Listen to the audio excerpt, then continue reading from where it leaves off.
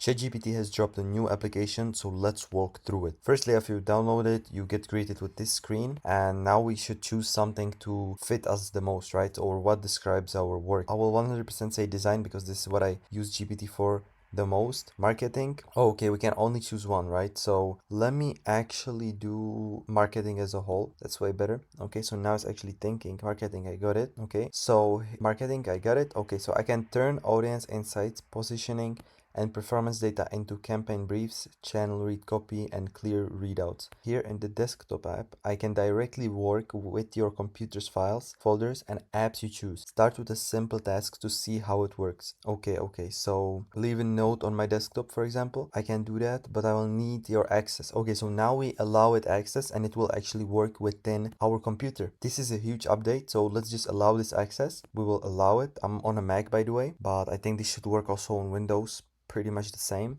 So done. I dropped this note on your desktop. Try opening it, and just like that we did something on our computer. We're all set. Okay, let me actually look at the note from GPT. Okay, let me look at it. Hello from ChatGPT, you ask, I can do now directly on your computer too. That's crazy. Okay, so this is what it does, and let's just get started. Okay, so this is the new interface, and let's actually put it on full screen. It looks a little bit cleaner, and yeah, okay, so we can see down here try GPT voices. Okay, we already know a bunch about voices. Down here we see plugins, we see chose a project, right? So we can actually create more projects within GPT. We have our chats here. Okay, let's actually look at sites. Before you use sites, a few additional terms apply when you create and publish a site. And now we can basically turn our ideas into live websites. Just like that. They just added, I guess, vibe coding, which is insane. So yeah, I will do a whole video on this pretty soon. We have some scheduled tasks. So ask GPT to schedule tasks, set reminders, or monitor for updates. Now this is genuinely crazy. So let me just add very simple reminder. So at 8:30 I have a meeting with my sales team. So 8:30 meeting with my sales team.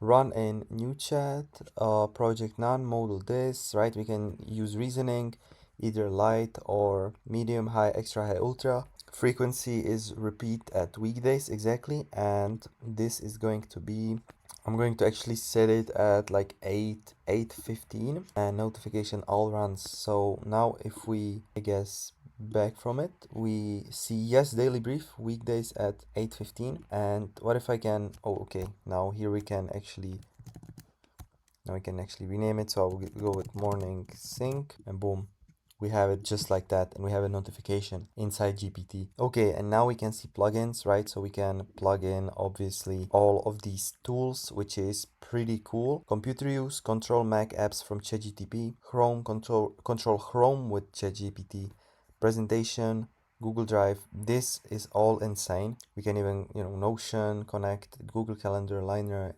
everything, right? Canva, Figma, Gamma, Adobe, and then we have our chats as normal. So there's going to be a whole video on this 100% on how to make the most of Canva and everything, especially on the sides here. But yeah, we can enable notifications 100%. Okay, so yes, we will allow notifications just like that. Set up a daily update. I think we have already done that. Or what does a daily update even mean, right? Create a scheduled task. Okay, so this is the thought process. This is how it looks. Also, we can do outputs and sources. Okay, I will leave these Slacks plugin for later.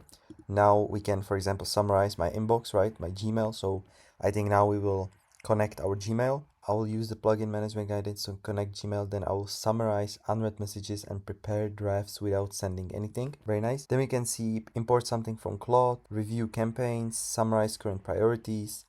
Gmail isn't connected in this task yet. Okay, now it again asks us for permission. So let me just install it. And here on the left, we can see that it is awaiting an app, right? Here we can see the timer, and here we can see that it is probably bugged because I said install now and then I canceled it. For that reason, let me just try to delete it. Okay, we cannot delete it for some reason. Maybe because it's running, right? Yeah, probably because it's running. So if we just quickly go to a new chat, which is right here, this is how it looks. And yeah guys, this has been an amazing update, just a quick video. If you liked it, like the video, leave a comment on what would you want to see next created with GPT.